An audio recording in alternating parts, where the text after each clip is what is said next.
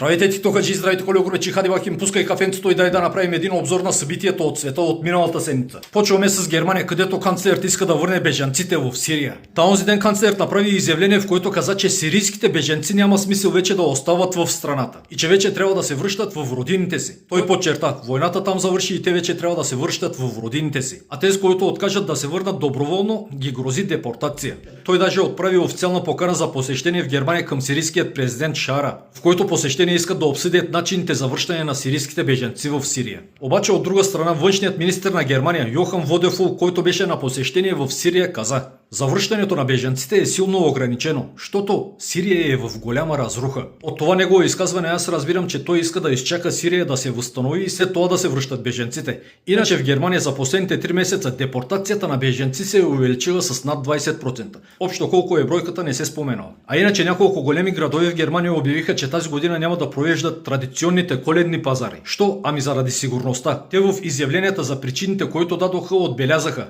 мерките, които трябва да вземем за сигурността, са огромни, което води след себе си много големи разходи, а ние не разполагаме с такива.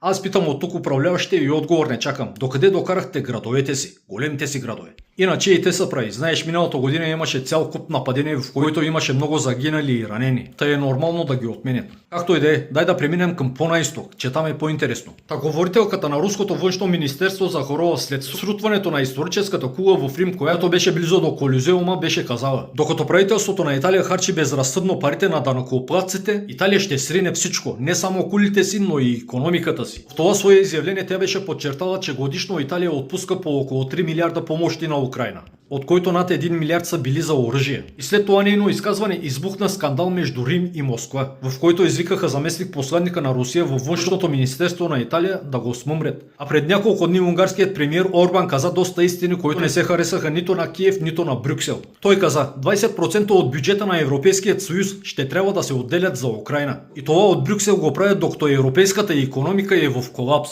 В следващите 4 години Украйна ще се нуждае от 400 милиарда евро, за да продължи войната.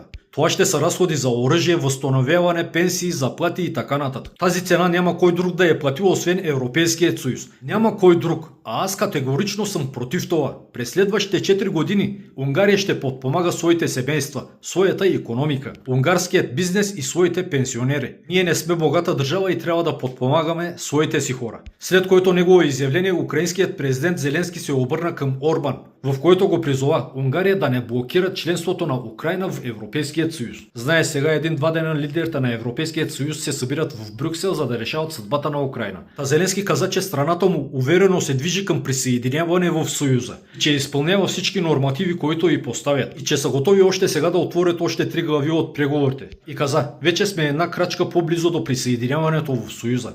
Той помоли също и страните от Европейският съюз и Америка да наложат още повече санкции на Русия, включително и по ядрените й програми. А колкото повече санкции се налагат там, тук в Европа още повече батисваме. Катарският министър на икономиката също заплаши Европейският съюз, че може да спрат с доставките на газ за Европейският съюз. Така че става доста интересно, а това ще го разгледаме в някоя друга новина. За сега това беше всичко набързо от мен. Живи, здрави и до нови срещи!